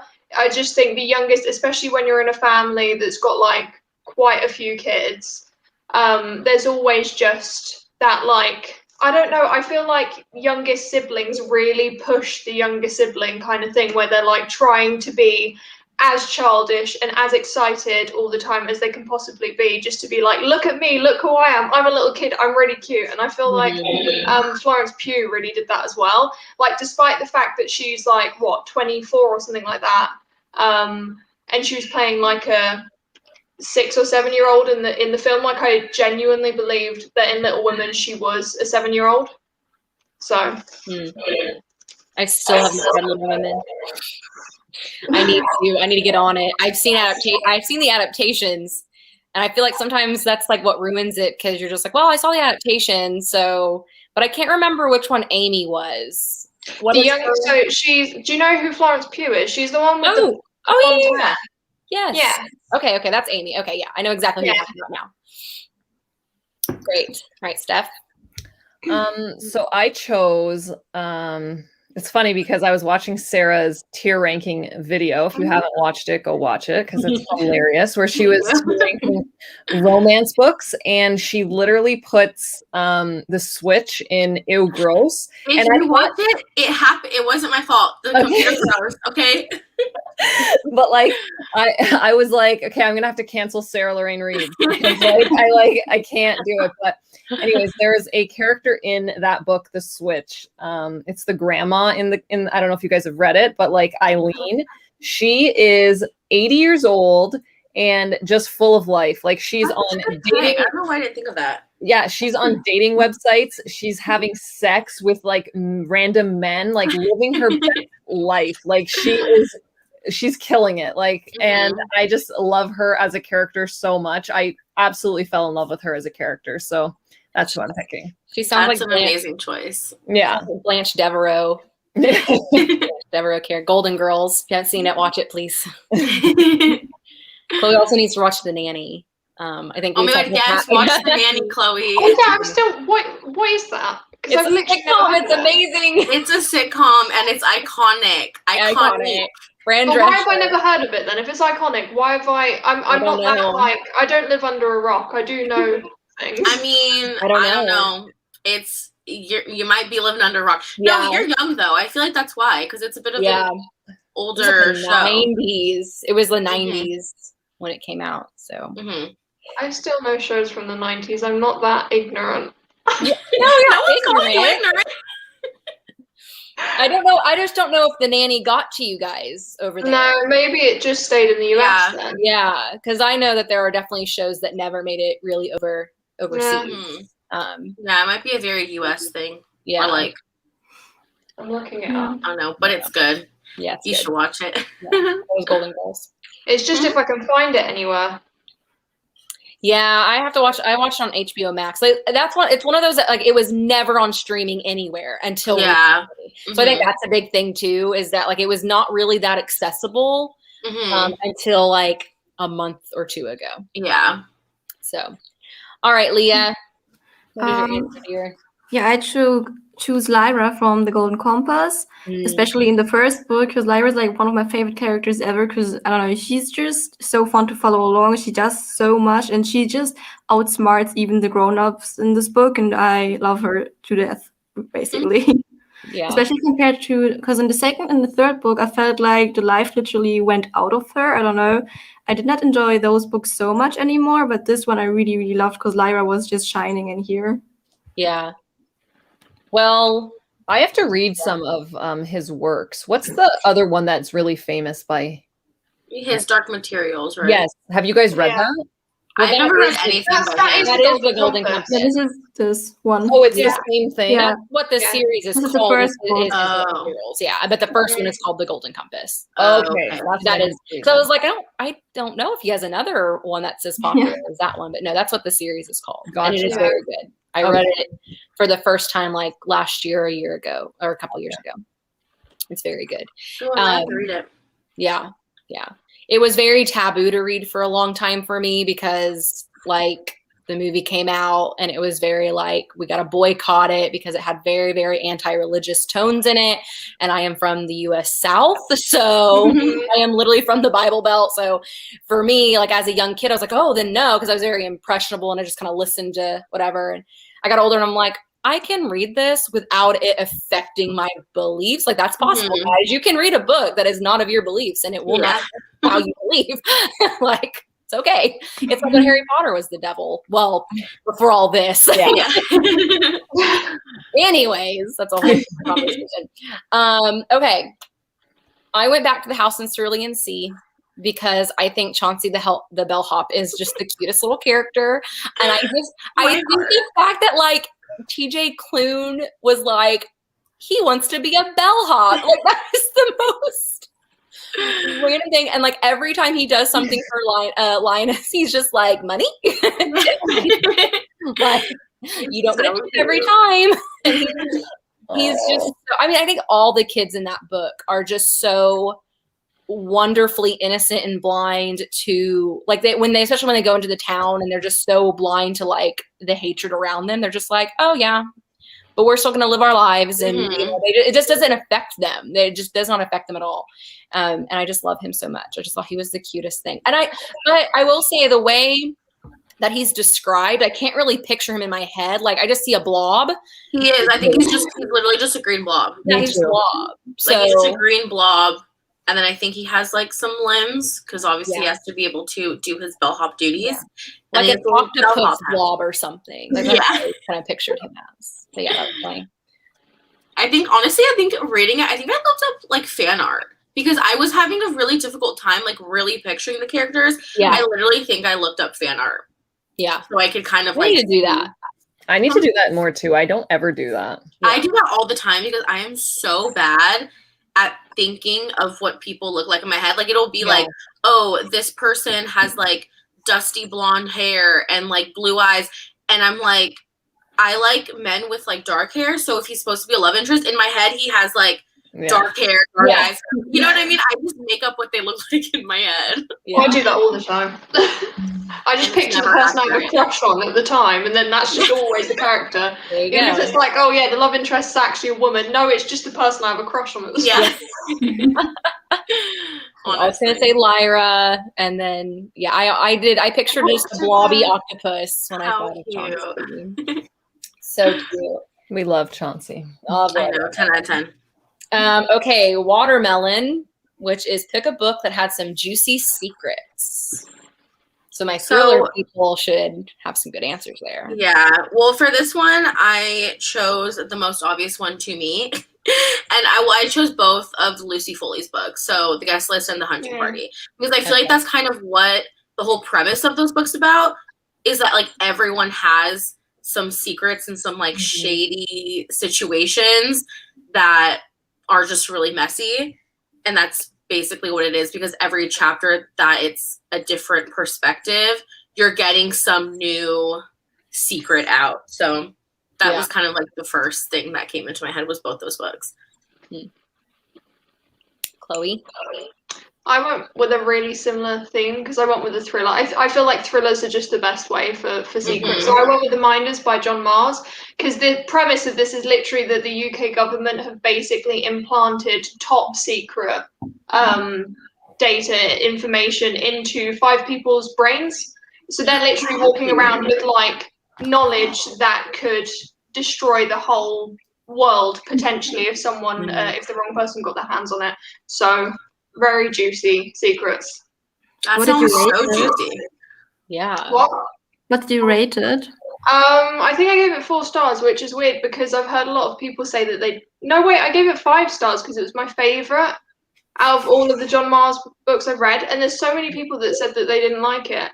But I think it was the concept, and it's like, so he's got like 3, including this one, he's got 3 sort of sci-fi thrillers. And with this one, it really lent into the sort of biology, DNA side of things, which is something that I'm a lot more interested in than like what he did before. So I think that's why I liked it the most. But yeah, I don't know. For some reason, there's a lot of people that have given it like 2 stars. So I don't really understand that. But what is it called again? Because I want to add it to my Goodreads. It's called The Minders. But I'd also recommend his other 2 sci-fi ones, the One and The Passengers. I really want to read from him. I feel like I would really like him. You would love him. Yeah. Yeah. I feel like I need to do that. I don't know what I'm waiting for. Do it now. Right now. I know. I'm like on Goodreads, like, okay, I'm sorry. I'm like probably going to be adding this entire video to my book recommendations playlist. I have like a secret, like private book recs that like every time someone does any book recs, I just put it into that playlist to watch later. All right, Steph. So like Chloe, I also went with a John Mars, but one that she didn't mention, which was What Lies Between Us by John Mars. So the premise of this book is essentially a mother and daughter live in the same house, but the daughter has her mom locked in the attic on a chain, and you are essentially exploring what led to the relationship where she's got to lock up her mom. And it's just, once there's like some secrets that are discovered, you think like, okay, like that's kind of it. And then there's just more and more and more, and so much happens. And the ending of this book was just so satisfying. This is probably my favorite John Mars, other than The One. Like The One is always like the top, but then after that. But I haven't read The Minders, Chloe, which I have to get to, because he's probably one of my favorite authors for sure. I think that he is like the best at the secrets thing. Yeah. See, so What Lies Between Us? Is that what it's called? Yeah. Is that then like is that like, because I really need to read that as well, because I know that leans more into the psychological thriller side of things. Yeah.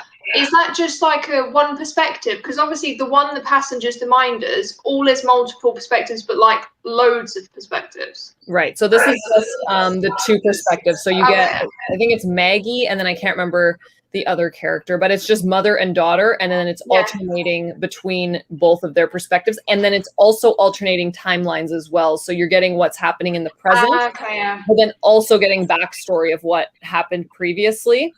And it was so good. Like it just will take you on a wild ride. It's one thing that I've noticed with his writing is he's really good at mixing up when you get information. because one thing I noticed with Lucy Foley is that she sort of had a system in it. It's like, it's this character, it's the next character, it's the next one. We're going back to the first one kind of thing. John Mars, it's just you never know which character you're going to get. So you could genuinely, I could be reading about one character and really want to know what happens to them and have to get through 8 chapters to get back to that character, because he obviously is the suspense aspect of it. He's really good at. He's very much compared to, if you guys have ever watched the show on Netflix, Black Mirror. Yeah, Mars definitely. is very much compared to any of his books. They read like a Black Mirror episode. Yeah. Well, when Chloe was describing the Minders, I was thinking of Black Mirror. Yeah, me it's too. more Black Mirror. Yeah. I've become a John Mars stan and I haven't even read his books. Like I'm kind of upset right now at myself. Like, what am I doing with my life? Sarah, you should do a vlog where you read all of his books. My God, yes. Yeah. I was just gonna say, I'm gonna that. do a marathon. I will do that because all of these sound absolutely 10 out of 10. I'm already could you obsessed. imagine if we did that together? We all did a John Mars marathon together. Because I reread. Yes. I need to reread The One and the Passengers. But I was so annoyed, right? Because his books read like Black Mirror episodes. I was like, it needs to be Charlie Brooker, the creator of Black Mirror, that gets his hands on his books and sort of adapts them. And instead, it was just some. I don't have a clue who did the one on Netflix, but it just really. No, well.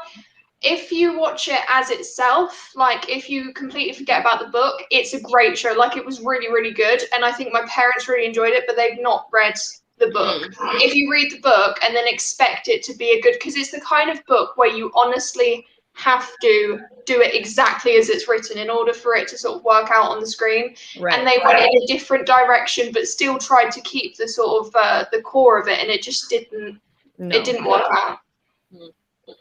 I don't think I'm gonna watch the show. Honestly, the preview didn't look like that amazing, but I think I have the book on my Kindle. Like I bought the book, I just haven't read it. I might be doing that though. That sounds amazing. I would love that. Yeah. All right, Leah. So I picked Crescent City, which is called House of Earth and Blood, actually. The first one, because this book has a lot of secrets which you kind of figure out in the first book, but not all of them. And yeah, this book is really also like a mystery, kind of. Like it's a mystery urban fantasy book. I really want to read that one after I finish reading ACOTAR. Yeah. Because I've heard really good things about that as well. Yeah. I saw that one at Barnes & Noble yesterday, and I was just like, oh, and I pulled out, I was like, this is a chunky one. I'm like, nope, gonna put that back for now. I'm like, I'm gonna take a break from some chunky ones for just I'm always worried about going into like an author's like more recent works when there's so much prior. Like Leah, do you think that could be like something I could read without having read like ACOTAR and all that? Like I have read it, but yeah, definitely, especially because ACOTAR and Throne of Glass are kind of in a traditional fantasy setting, while Crescent City is urban fantasy, and it feels like it's set in our world, while ACOTAR and Throne of Glass feel like they're set in medieval somewhere. Oh, okay. I think that might be the next mass that I pick up then. Yeah, I know. I really want to read it because I do, now that I'm dabbling in a bit more fantasy, I definitely like urban fantasy for sure. And I already am enjoying her writing in ACOTAR, that I feel like I will probably really like Crescent City. Yeah. Nice. Well, I changed mine as we were talking. So I was, well, if I was going to do a thriller, which I'm not, but if I did a thriller, it would have to be Gone Girl. I don't read a lot of thrillers, and like Gone Girl is the one that like I've read the Gone Girl, and I've read The Girl on the Train, which I really didn't like because it was super predictable. Like I was just like, I know exactly who it is. Yeah. What happened? Like it was so predictable. But then Gone Girl, of course, with that twist, and it's like, whoa, that took me off. And then I was gonna say A Court of Wings and Ruin, which I just finished yesterday, which is officially my favorite one of the series so far. Wow. It had a lot of some secrets and but not like, I don't know, not in the same way as other books. Like things are revealed, but I wouldn't really consider them secrets. They're just more revelations, not necessarily secrets. So I actually picked a classic, which is Jane Eyre. Because Jane Eyre has a big secret in it, and that makes the book very gothic feeling and a little thrillery feeling. Yeah. And it makes you wonder if you like Mr. Rochester or not. Like, he's a complicated character. He's not your classic Mr. Darcy that's just like, oh, he's just misunderstood. He's like, I don't know if you're the best guy, but I still kind of like you. Like, what's going on? But yeah, that one has a good secret, and that's all I'm gonna say because you're gonna have to read it. I know. I really want to read Jane Eyre, but I'm nervous because that's the chunky boy as well. It's a chunky boy. Yeah, it is. It's a chunky boy. And like really long classics make me nervous. Yeah, I'm scared they of make them. me nervous. I usually stay away from really, really long classics. So, okay. I very quickly have to go to the toilet. I do Right too. back. Can we take like a break for just a second? Because I also It's like an intermission. Oh my god, yeah, Right right back. intermission. We're Speak people about walking your around with thrillers. ice cream and popcorn and stuff. Yeah, like like, hold on one moment. You take your time. I know. Well, I'm surprised I don't because I literally finished all my coffee and I'm like chugging my water. I just like constantly need to drink things. I'm exactly the same, especially now that when we have online lectures and stuff like that, it's like I'm constantly there with something to drink. It's like water, coffee, some kind of juice, something else. I think that people might think I'm a bit of a weirdo because every time I have to like speak to someone online, I'm sitting there sipping something. I look like this really anxious person that can't sit still. No, you just tell them it's the aesthetics. In my massive Starbucks mug. That is so funny. I really just don't want to get up and go to the bathroom. I'm not trying to break the seal, you know? Yeah. Oh my god, yeah, that's the worst thing, especially with alcohol. If you drink alcohol, as soon as you go to the toilet, like that's it. You're like basically in the bathroom the whole night. Every drink after that, you're just like, oh, gotta go pee. Yeah, literally, it's the worst thing ever. That's so funny. Oh look, Hallie's back. That was quick. That was quick. I know. Yeah, I don't like to play around. My bathroom is in my bedroom, so Oh, okay, fair enough. Real close. Oh, well, I can see Leah's done. She just walked past the door. I think. Oh, there she is. I love that door that Leah has, though. Like, I know. Well, I was gonna say her whole setup is just so cute. Yeah, Like, it's that really room. chic. so pretty. It's so cute. Oh, Oh my god. hello. what kind of dog do you have, Leah? I've been meaning to ask you that. She's a Labrador mix. Okay. But we don't know what her other half is. She has such an interesting tail because her tail's kind of like fluffy. Yeah, she has a very fluffy butt. How cute. You talking about me? So sweet. All right, guys. Oh, let me turn back my computer on. Let's see. Number 8 is a sun hat, which is pick a book with a vast, big universe / setting. So for this one, I literally wrote like verbatim. I put, I guess I have to put the Shadowhunter Chronicles because I don't know what else really. ACOTAR, I don't read much fantasy. That's literally what I wrote. So I guess those two, to be honest, because I don't really like read things with like this massive, insane universe. So I guess those two. I don't really know. This was not a good one for me. It's okay. It's all right. If you don't read fantasy, that makes sense. So. Yeah. All right, Chloe.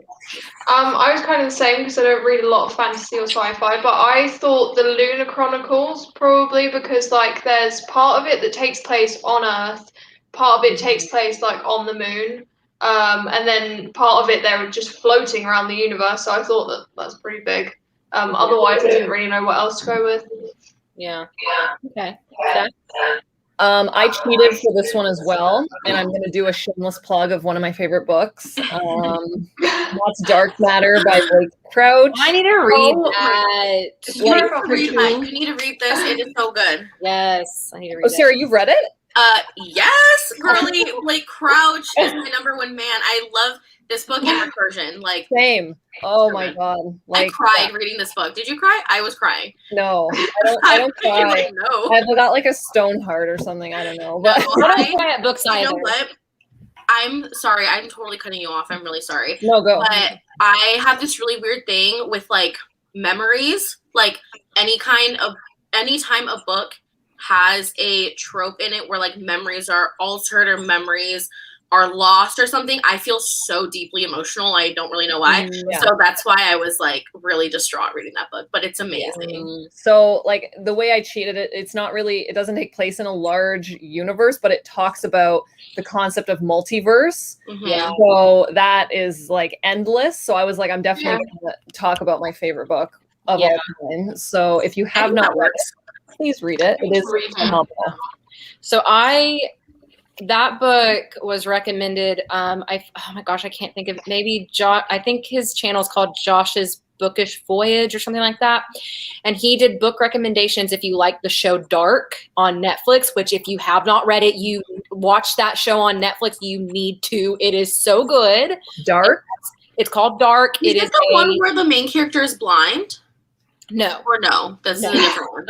Okay. It is a German show. Yes, Leah, it's a German show. German. Yeah, it's dubbed in English, so you can like watch it. You know, if you're here in English-speaking country, it is so stinking good. But he recommended Dark Matter if you liked the show Dark. So, and then I've heard you talk about it. I've heard other people talk about it, and I'm like, and it was also. It's not like really time travel, is it? No. At all? Okay. No. It explores the multiverse, but know that it is like it's a thriller as well. Like I classify it as a thriller, so just kind of know that going in. Yeah. It's like a sci-fi thriller. If you like Dark Matter, guys, I highly, highly recommend you watch Dark on Netflix. Oh, I've already added it to my list. Like I know, I'm like, I will watch that. So stinking, and not enough people watch it. Like it's very underrated. I have only had one friend that has watched it, that we talk about it. I'm like, I need more people to talk about this with. Leah, have you seen it? Yeah, I've seen it, and I feel like everybody here in Germany, basically, of my friends watched it since it's German. And normally, like German TV is not really good, not at all. But Dark is really something they can totally hold up with Hollywood shows, in my opinion. Yeah, so stinking good. Like, ooh, I have to watch that now. I'm so excited now. Like that might be what I watch tonight because good. I need a new show, and Dark Matter is the best thing I've ever read. And I feel like if you like Dark Matter, because I feel like when it comes to multi-universes, like you're really having to pay attention.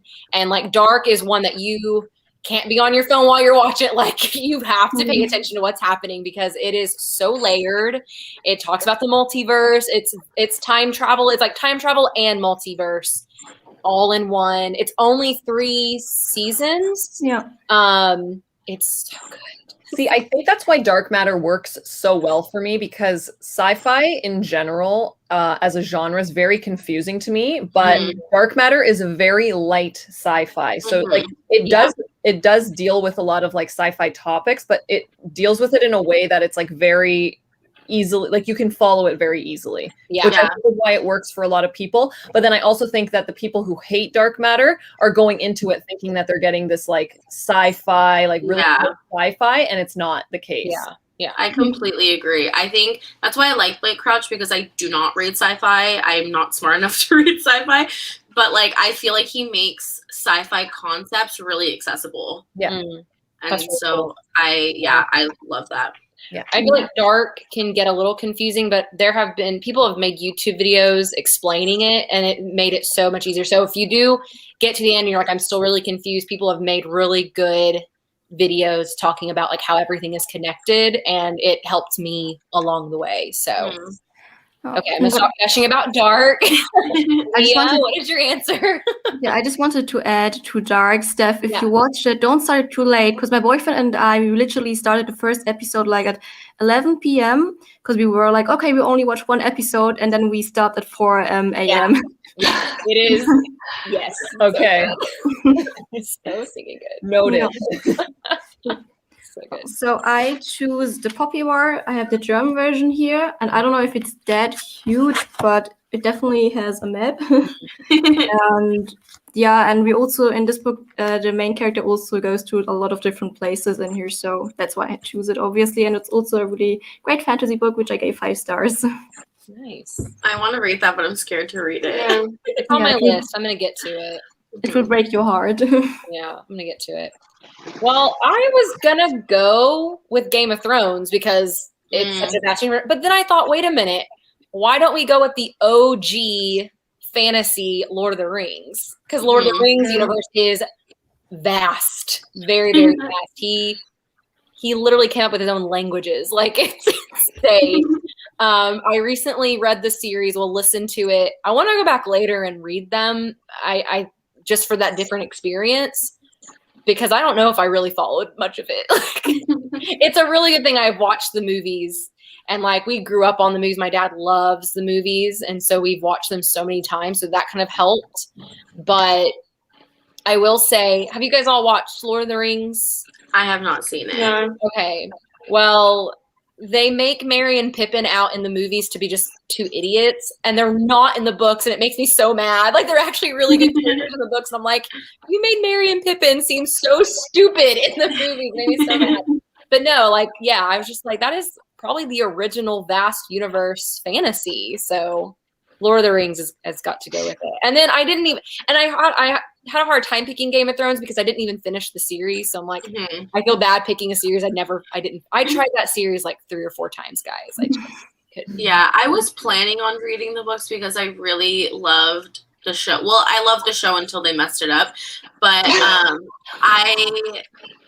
I don't think I'm ever going to read it because I'm like, you know what? The show gives me what I want. The series isn't even finished.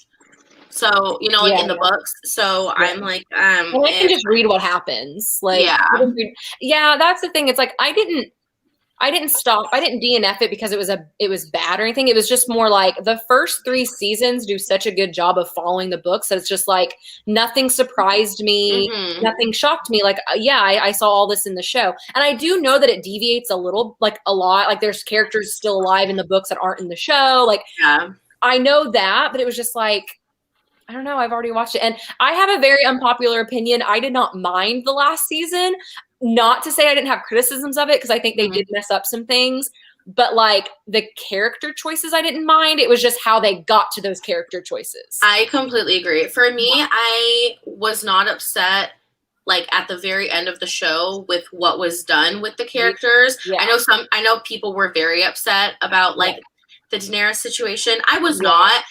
It's how they got to that. But I was going to say, if they would have made the season longer and they wouldn't have rushed it and it would have been like a full-blown character kind of development, I think it would have been like amazing. But it was just like, I'm going to snap my fingers and change this character. It's like, I didn't mind her changing. It was how you led up to it that exactly.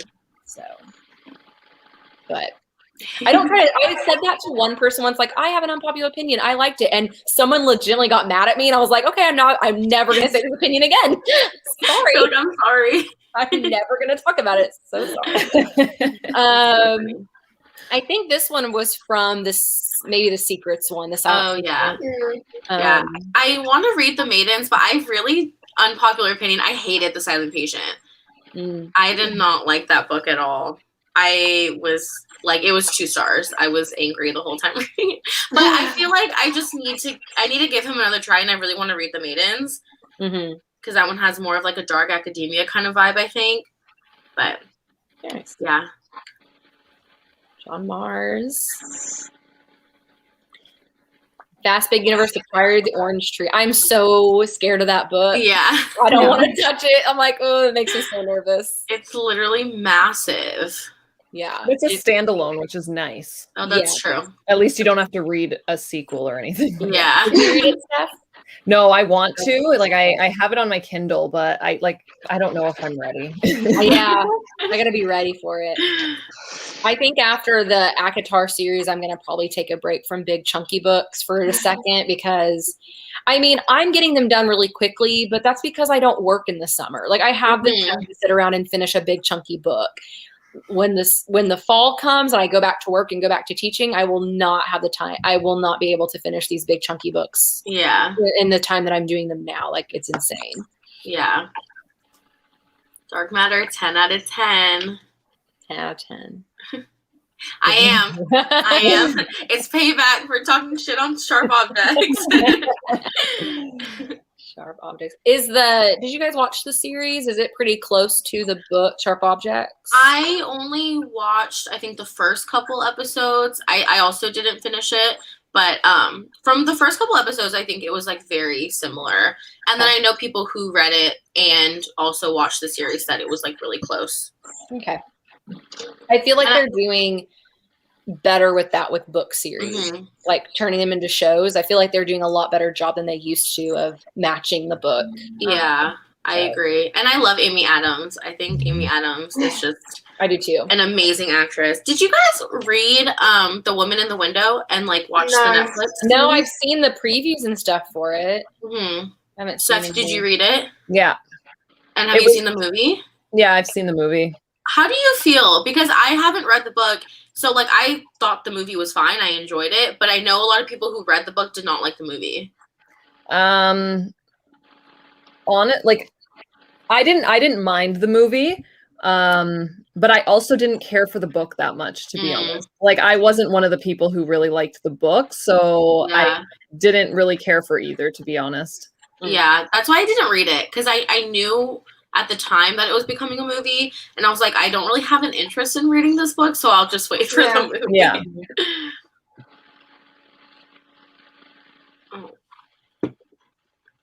Yeah, I feel like there's a lot of controversy surrounding the author as well. I heard loads of stuff. It's AJ Finn, right? That's written. Yeah, I feel like there was something then about another book coming out and people thinking that book was written by AJ Finn under a pen name, and I don't know what it is with AJ Finn that they've done. I don't know either. I was trying to look into it, and it was this really long article, and to be honest, I was looking into it when I was drunk, so I was like not about to read it. Not a good idea. Yeah, I was like, cause I was watching the movie, like, and I was like, drinking my White Claws, and then I was like, oh, let me look it up, and then I was like, this is way too long. I wanted like a Spark Notes version, so I really have no idea. Interesting.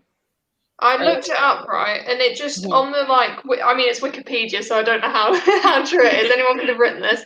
It basically says something about an article in the New Yorker which exposed the author as having fabricated numerous aspects of his life and career, including having earned a doctorate from the University of Oxford, having suffered from cancer and a brain tumor, and having lost his mother to cancer and his brother to suicide. So if that is true, then he's an asshole. And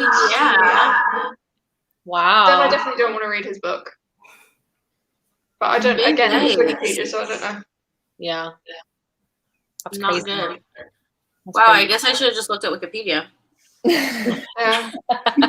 So as much as they say Wikipedia you can't trust, I do think people now do references and everything, so I think you can trust it a lot more than we used to be. I just remember like when we had projects in school and they were like, don't use Wikipedia, you can't use Wikipedia to look it up.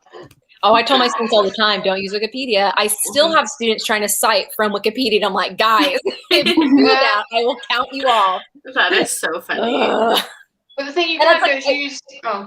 Well, I feel like a hypocrite because I'm on Wikipedia all the time. Yeah. I would never use it in a paper though. Like, you wouldn't cite Wikipedia, but you can go into Wikipedia and find out the information, and then find out where they got the information and use that as a reference. That's what I would always do. Yeah, I do tell my students, I'm like, I don't think Wikipedia is the worst. I think they're doing a good job of like trying to fact check and like but they're just not quite there yet. Like, just not quite there. So.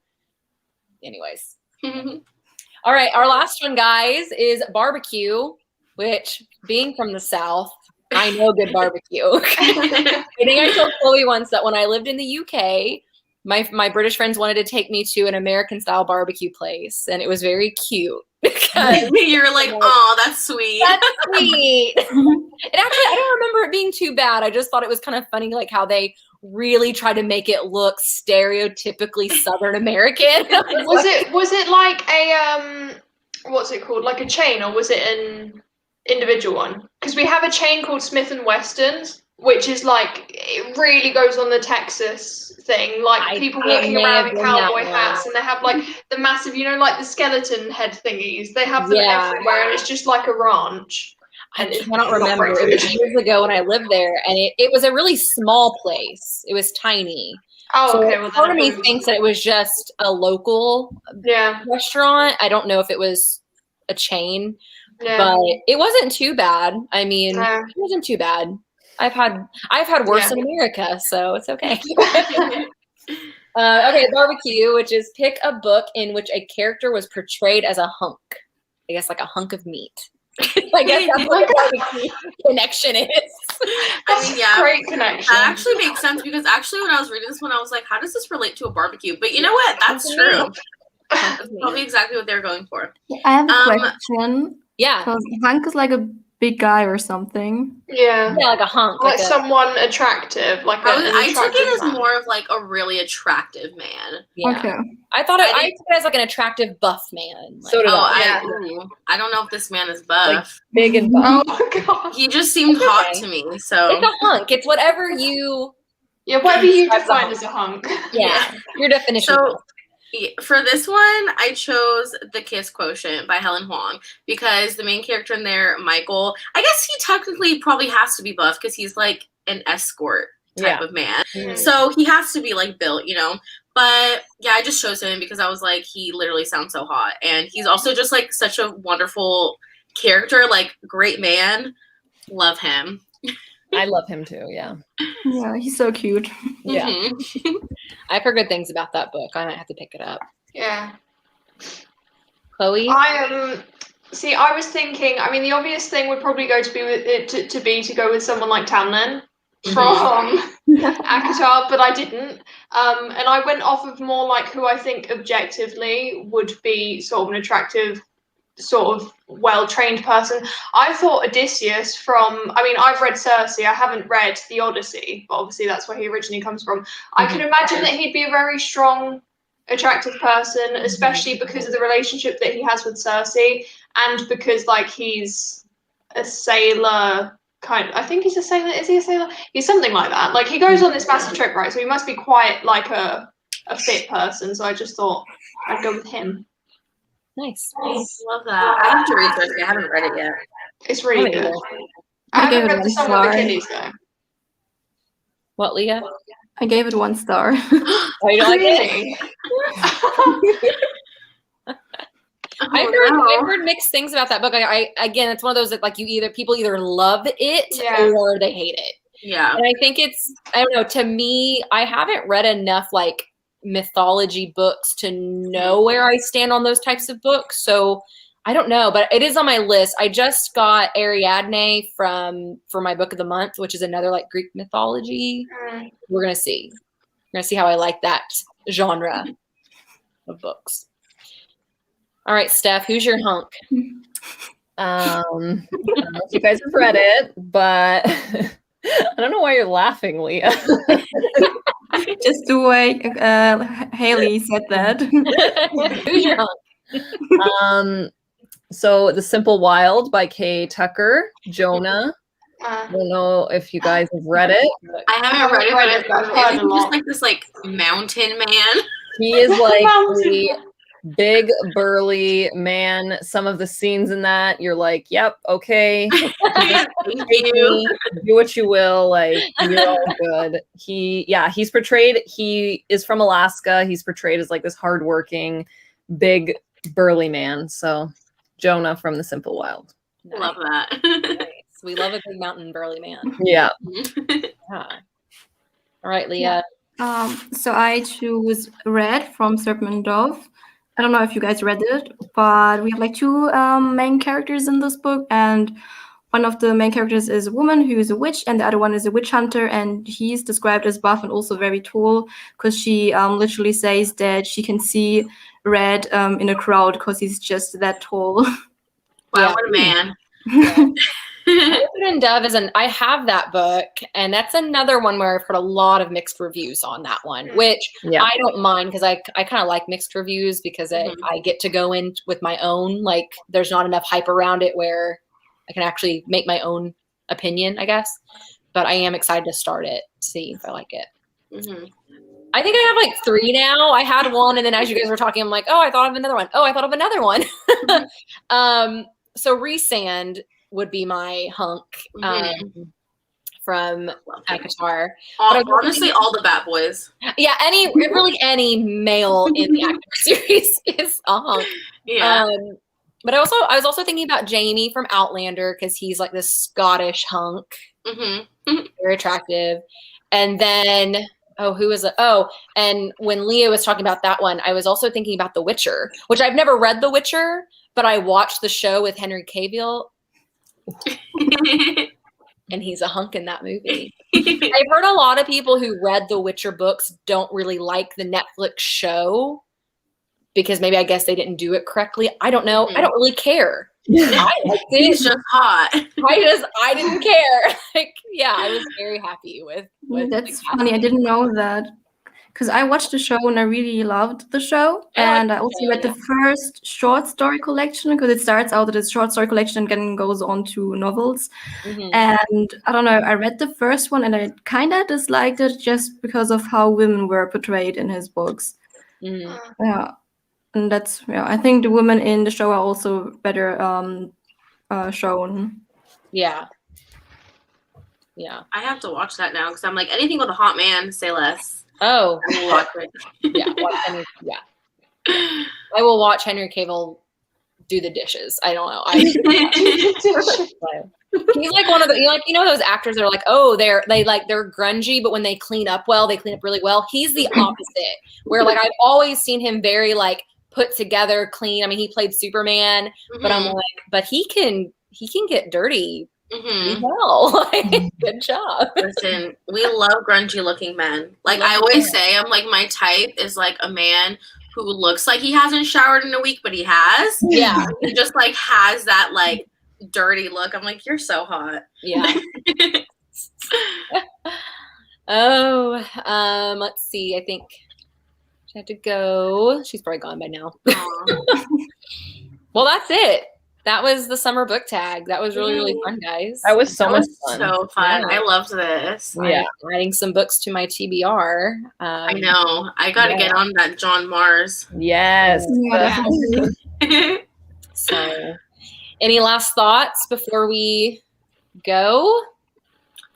I want to do this again. So I was going to say, this was literally so fun. And then this is fun because this is the first time all of us are together. Yeah. It was really, really fun. Maybe next time we'll pick a book tag that talks more about like bookish type questions rather than book recommendations. Because I like those too. Because those ones, like I said before, like you can kind of answer them off the top of your head. And so it's a lot more flowing, I guess. Yeah. Anyways, well, thank you so much for joining me, guys. We'll definitely do this again. Thank you, Steph. I know that you've got like a lot going on this week. Your whole Ally-a-thon. I know. Oh my gosh, she added another live show. Do it. So I'm going on strike from live shows for the rest of the day. Yeah, I understand that. I know. I did my first readathon this month, and I'm like, I might take a break from readathons for a while because it's just a lot of pressure.